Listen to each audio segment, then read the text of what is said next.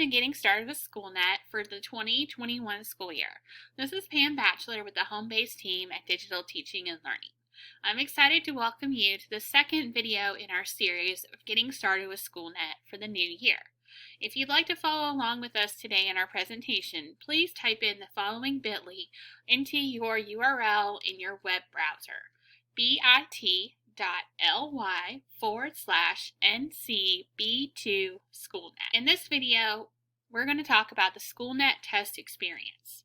In our previous video, we gave a great overview of all the different module components within Schoolnet, our state instructional improvement system.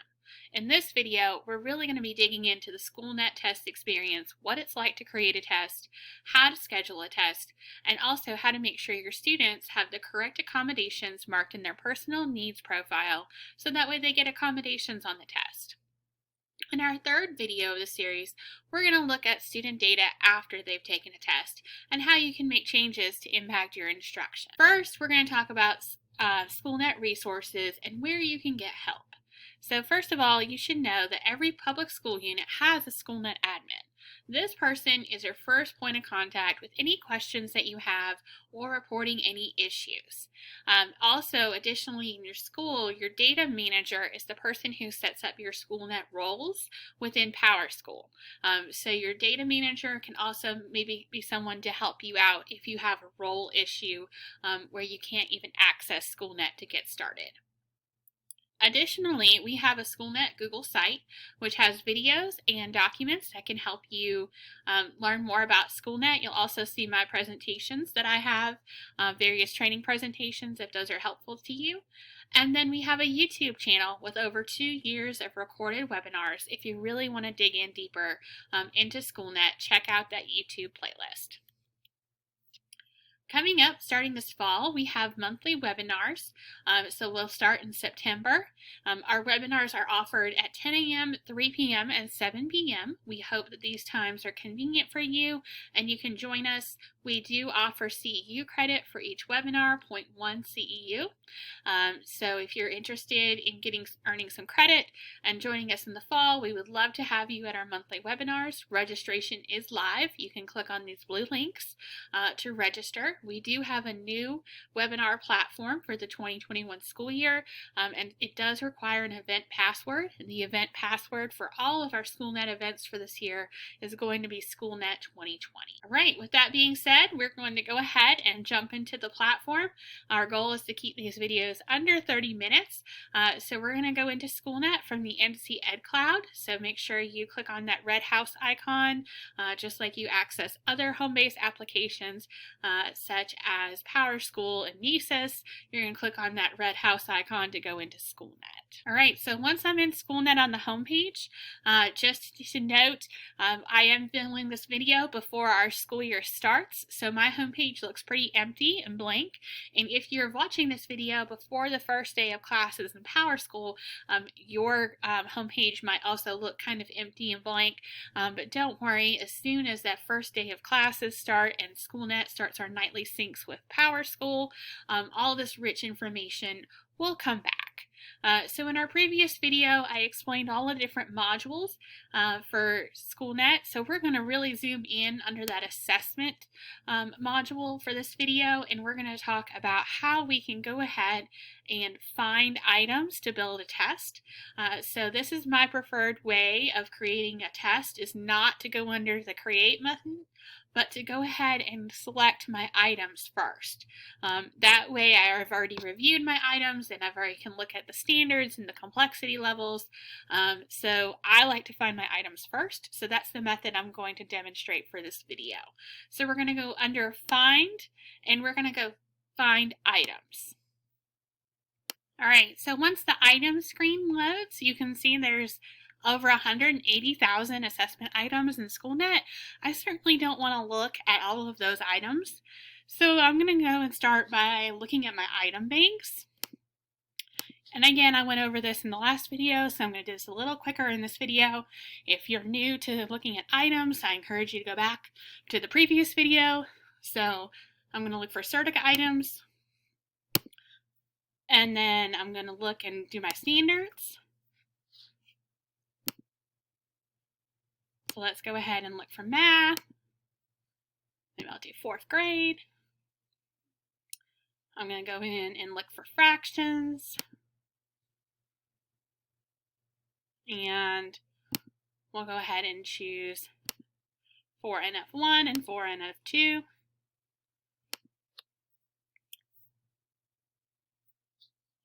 All right, and then I'm going to look at the items and review them. And again, if I wanted to, since I'm in the Certica bank, I could sort these by difficulty if I wanted to. But for this purpose of this demo, I'm just going to look at a few items. And certainly remember, if you are looking for ELA, if you're building an ELA test, you would go to passages and you'd be looking at passages right now, but I'm looking at items. So we're going to look at these items, and then under item actions, we're going to add them to a test.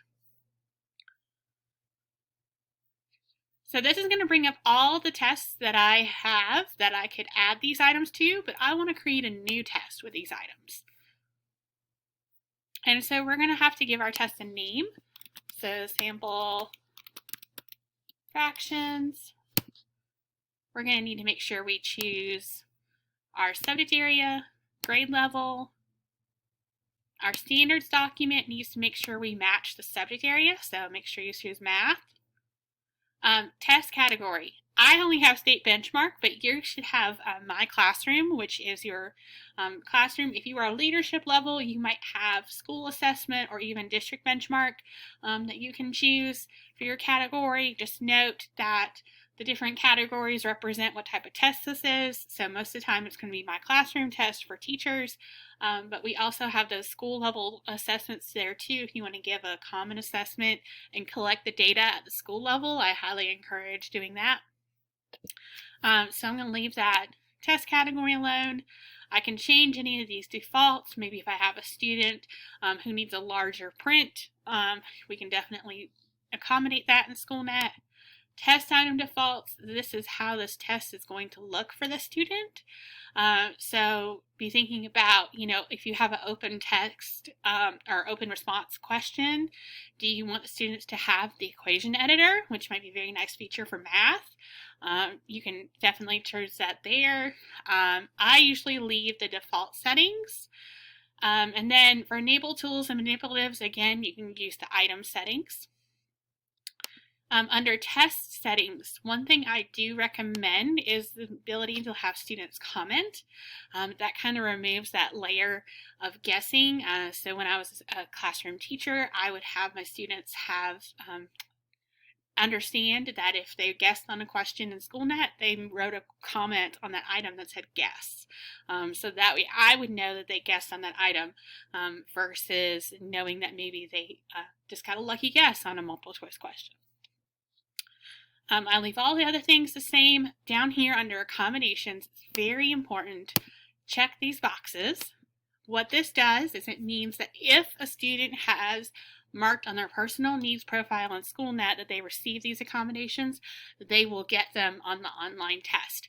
If you don't mark it here, nobody will get any accommodations on the test. It doesn't mean that everybody gets these things. It means only the students that have their personal needs profile marked, which I'll talk about in a few minutes, they get these things, right? So very important question there. All right, so I'm going to go ahead and make sure all that's checked. Another frequently asked question is text-to-speech Spanish. This is the language that it's read in with an accent, right? It doesn't translate your test. So if you use Spanish items from the Certica Spanish Bank, then yes, it can read aloud in Spanish, but it will not translate your items. So if your items that are on your test are in English, selecting Spanish here is not going to do anything. It will still read them, but it'll have like a little bit of a Spanish accent with the reader, but it's not going to translate your items for you. So just to know. And then co-authoring. So here is where I could either enable co-authoring or save it to a folder. So we talked about that in the last video. Here's where you would put it in the folder if you wanted to, so that way you could do it. I'm going to click on Generate Test. All right, so once your test loads, after it generates, you will be on the test editor screen. So the test editor allows you to look at each question. One feature that I want to make sure to point out is that in Schoolnet, we have explanations that you can add for your students. And when you do this for each question and answer choice, you can add an explanation and you have a rich text editor where you can actually put in links. So for example, looking at the hybrid approach to the school year that we're most likely going to be having students doing things remotely as well as in the classroom, adding explanations for answers could help a student review a test and then also see if they chose the incorrect answer, why the answer was incorrect. So it really allows you to kind of personalize the experience for students. So you could go in here and add in a student explanation for why this answer is incorrect, maybe include a link to a review video of that concept. And that way when the student reviews it, they would see that explanation and any links or videos that you put in there for them to practice. You could also do the same thing with the correct answer choice to add an explanation that maybe digs a little deeper and provides a link to some acceleration if the student shows mastery on that particular question. So I'm going to click the trash can there to remove that, but I do want to point out that you can edit all of these items. So if there's a wording that you want to change, you can do that. Over here on the left side, you can also drag and drop items to reorder them. So maybe if you want the second item to be the first, if you need to add additional items, you can go down to this add item, and in order to search from the item bank, you're going to click on from item bank, which is where we just were searching for items. All of these down here are if you want to add your own items. So maybe you want to use a few items from the item bank, and then maybe you want to create your own items. You are certainly welcome to do that. Once you have the questions in order like you would like, you click on Return to Test Details and Save Changes. And now you're on the test details page. So the test details page in Schoolnet is a very important page because it has all kinds of functions that you can do with your test. So you can see you can make a copy of the test, you can delete the test, you can delete a test up until it has student data attached to it. Once one student has taken the test, the delete this test button will be grayed out because you can no longer delete it because the student has taken it. You can preview the test as a student, which we recommend and we'll go through in just a minute. You can also, here is those answer booklets. So again, thinking about that hybrid approach, maybe you are preparing a paper packet for a student who doesn't have connectivity at home.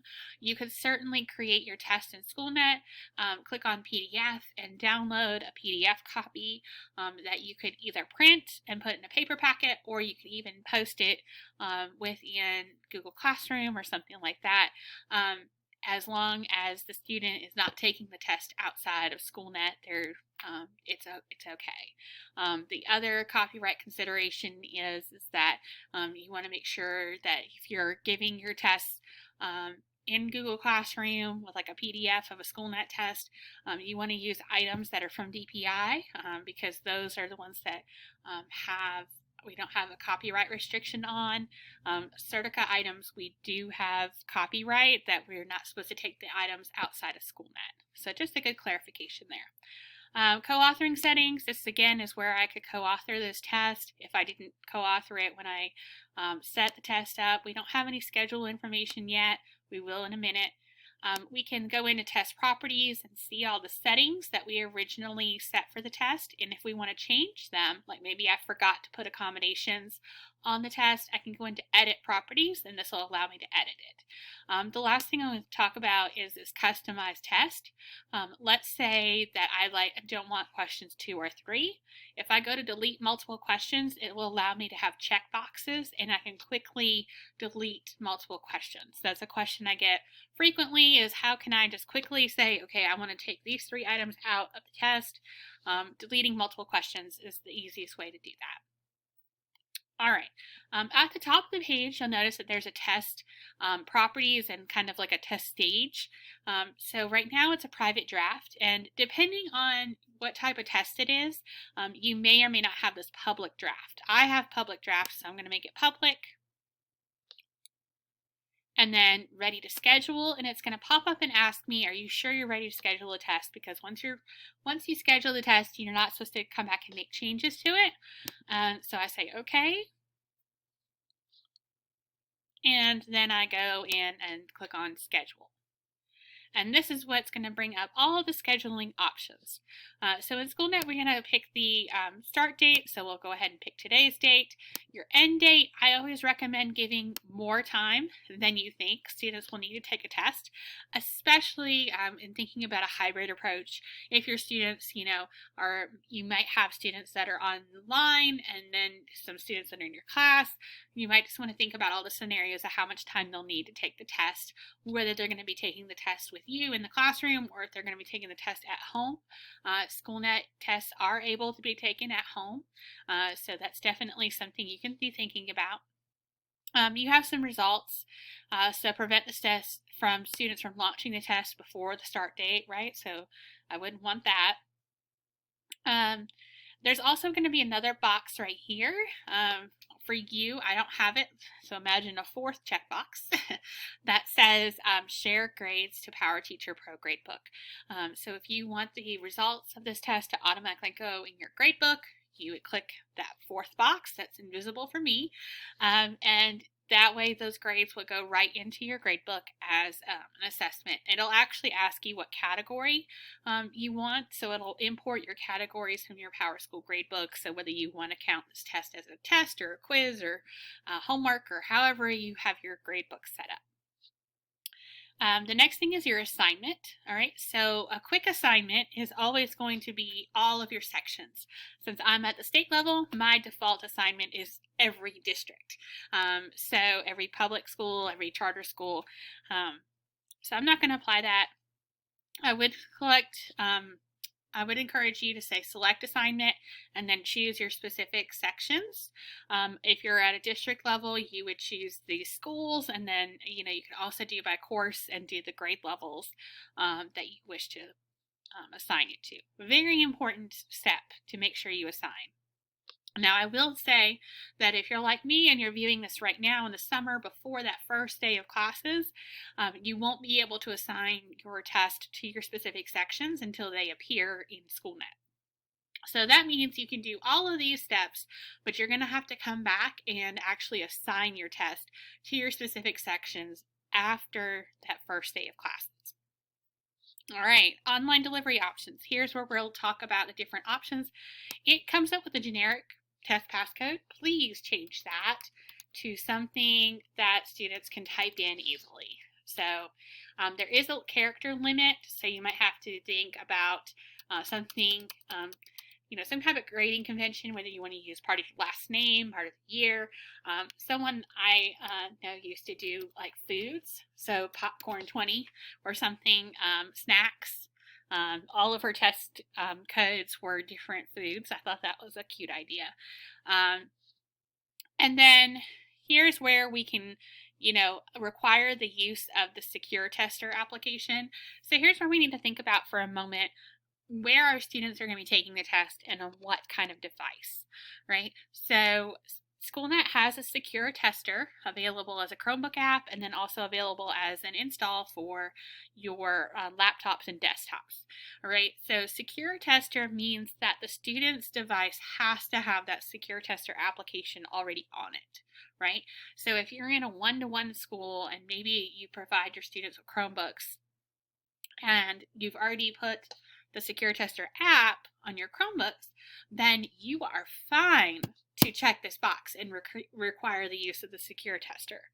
However, if maybe you want students to take this test at home and you're not sure what kind of device they're using, I would not check this box because it would require them to download, and who knows of, what kind of device they're using, and, they would have to download the Secure Tester and install it, which they may have security software on their computer that prevents them from doing that. So really got to think about the secure tester. We do recommend it for Chromebooks. It's a great way to make sure that students are focused on the test at hand, but you do have to think about the step of making sure that the secure tester application is installed. These next couple of options are just displaying the test. You can restrict test access to specific days and times. So if you only want this test to be, completed during school hours, you can do that. Just make sure you communicate this very clearly, especially if we're thinking about a hybrid environment.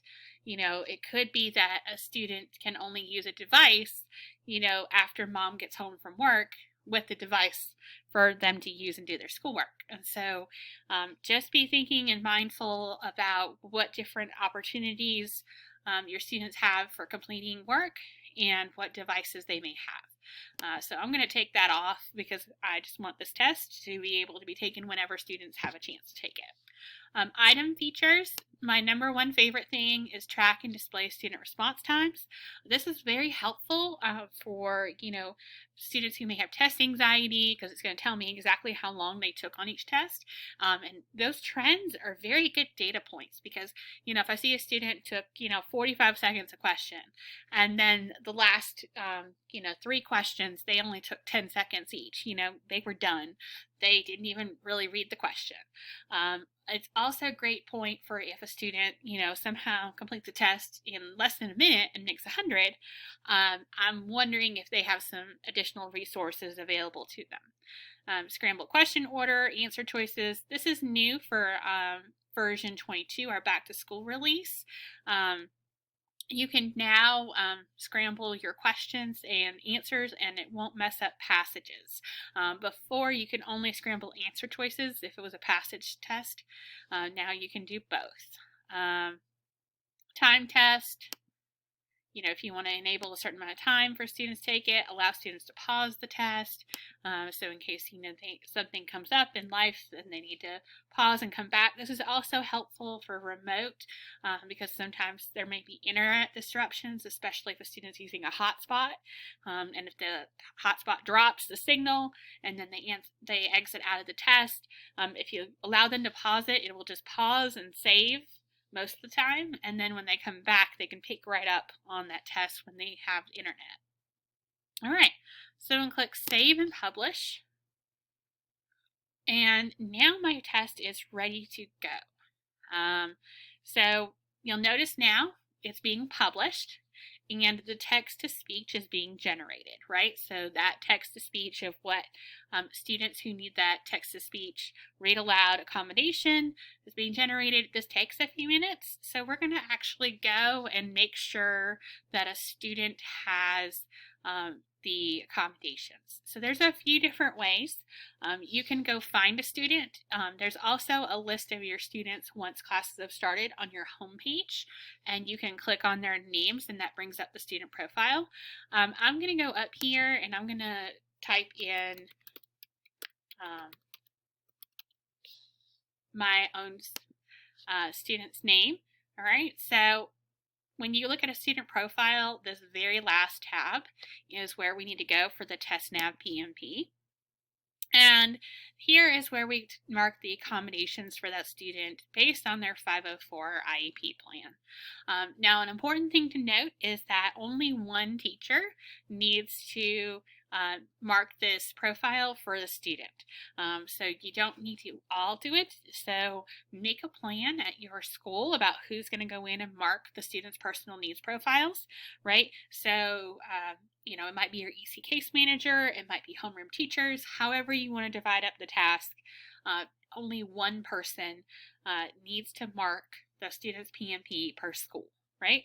And then what will happen is as long as the other teachers, when you're using Schoolnet, you select those accommodations to enable, then the student will see those accommodations as long as they're marked on their PMP. So 2 parts to making sure accommodations work. As a teacher, when I create my test, I have to enable them, and then I have to go into the student's profile and make sure that it's marked on their profile what accommodations they need.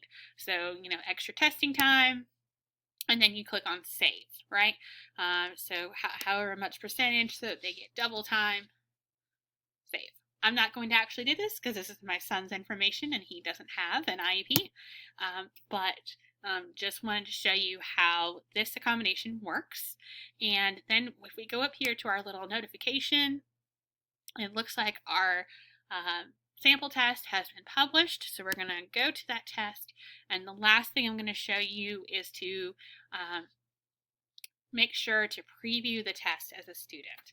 So when we preview the test as a student, I actually recommend, especially as we're thinking about a hybrid approach for this coming year, that you make a video of yourself going over a test in Schoolnet. That way you can kind of demonstrate to students how they can take a test in Schoolnet. All right, so we click on the Start Test Now button. All right, so we look at this figure here, and you can actually use, there's tools in Schoolnet, like there's a answer strikeout there, so show them how to use these features, right?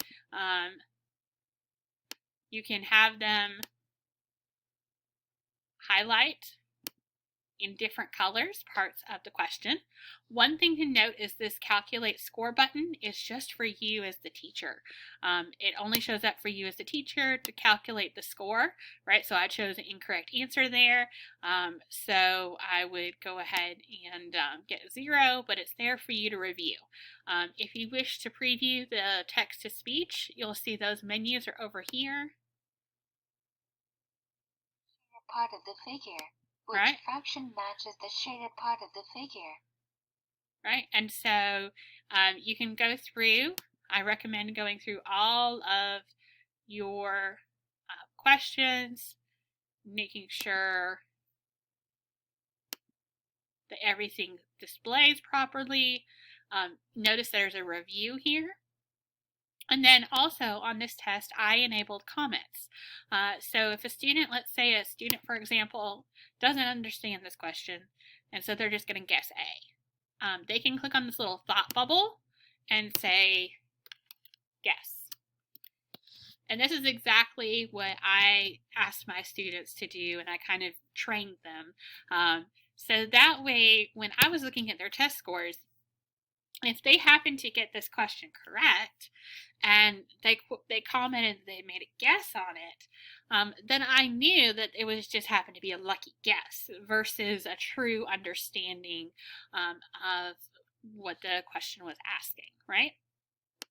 So I highly encourage you to make some type of video or instructions of some type, especially if you want students to take a Schoolnet test at home, so that way they understand these different features, how to highlight, how to use the answer call out, how to do the comments if you're asking them to comment, all these different things. Very helpful with previewing a test. To close out the test, you just close the tab.